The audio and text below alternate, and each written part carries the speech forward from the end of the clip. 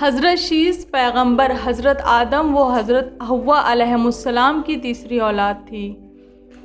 حابیل کے شہید ہونے اور قابیل کے حابیل کو قتل کر کے چلے جانے کے بعد آپ کی پیدائش ہوئی تو آپ کی ماں حضرت حوا نے آپ کا نام شیث رکھا۔ شیث کے معنی بیج کے ہیں اور دوسرے معنی اللہ کے تحفے کے ہیں۔ حضرت شیث علیہ السلام سے حضرت آدم کی نسل چلی اور جتنے نبی ہوئے سب آپ کی نسل سے ہیں۔ قابیل کی نسل زمانے میں فساد پھیلانے والی نسل ہے۔ جب آپ کی عمر 150 سال ہوئی تو آپ کی شادی ایک حور سے ہو گئی جن سے آپ کے یہاں انوش اور نعمہ ایک بیٹی اور ایک بیٹا پیدا ہوئے۔ اس کے بعد آپ 500 سال اور زندہ رہے اور آپ کے یہاں بہت سی اولادیں پیدا ہوئی۔ وقت گزرتا رہا، اولاد آدم پروان چڑھتی رہی، نئی نئی بستیاں اور زندگی گزارنے کی نئی چیزیں ایجاد ہونے لگیں۔ اس وقت تک اولاد آدم 2 حصوں میں تقسیم ہو چکی تھی، جس میں ایک طرف شیث کی اولاد تھی تو دوسری طرف قابیل کی۔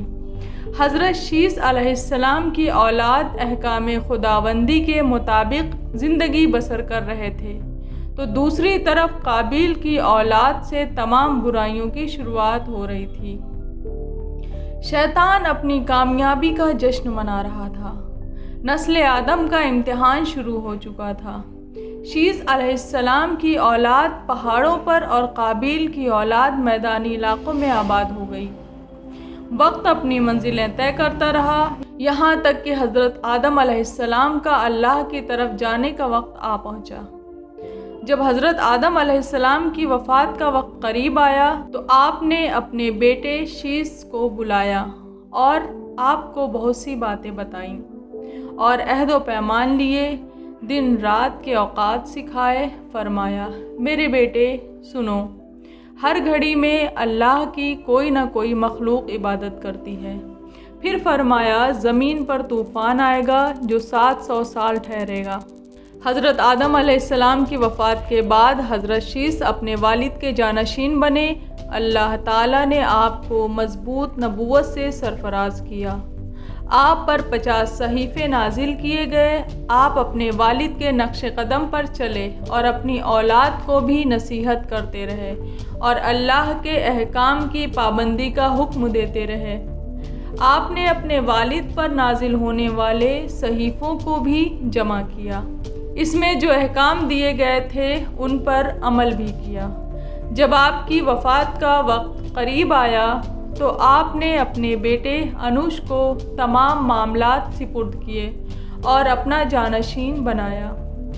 اس کے بعد آپ پردہ فرما گئے۔ آپ کی قبر ہندوستان کے اتر پردیش کے شہر ایودھیا میں ہے، جس کی لمبائی 8 میٹر ہے۔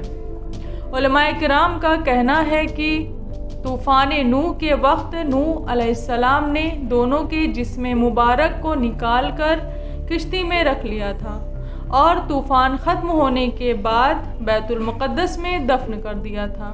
آپ کے بیٹے انوش اپنے والد کے بتائے ہوئے راستے پر چلے اور اس میں کوئی تبدیلی نہیں کی۔ انوش کے یہاں قیان پیدا ہوئے۔ ان کی پیدائش کے وقت انوش کی عمر 90 سال تھی۔ اس کے بعد انوش 815 سال زندہ رہے اور اپنی اولاد کو حق کی تلقین کرتے رہے۔